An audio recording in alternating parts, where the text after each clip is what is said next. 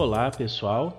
Eu sou o professor Paulo Machado e essa é a nossa aula sobre raiz quadrada de números na forma decimal.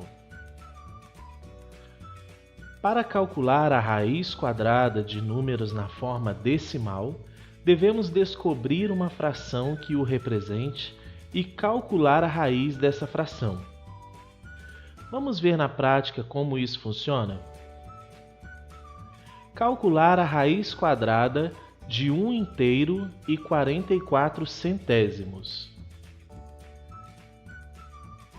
Antes de calcularmos a raiz quadrada, precisamos transformar o número decimal em fração.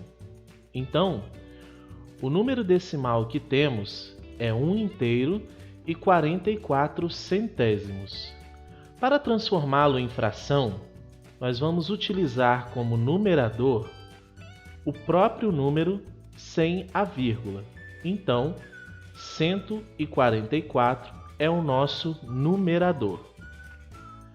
E para descobrirmos qual é o denominador, basta observarmos que lá no número decimal nós temos duas casas decimais.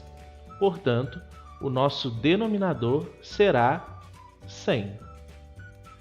Então, 1 inteiro e 44 centésimos é igual a 144 centésimos. Portanto, nós vamos calcular a raiz quadrada de 144 centésimos.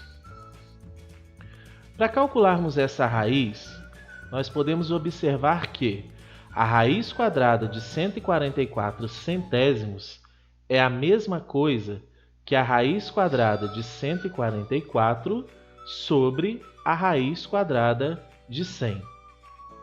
Então, vamos começar pela raiz quadrada de 144, que é 12. Por quê? Porque 12 vezes 12 é igual a 144. E a raiz quadrada de 100 é igual a 10. Por quê? Porque 10 vezes 10 é igual a 100. Agora que já descobrimos que a raiz quadrada de 144 centésimos é igual a 12 décimos, nós vamos retornar para o número decimal. Para isso, nós vamos fazer o caminho inverso. Vamos utilizar o número 12. E como aqui no denominador nós temos o 10, nós vamos precisar ter uma casa decimal no resultado. Portanto, 1 inteiro e 2 décimos.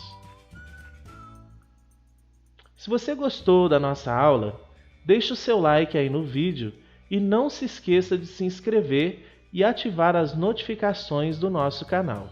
Até a próxima aula!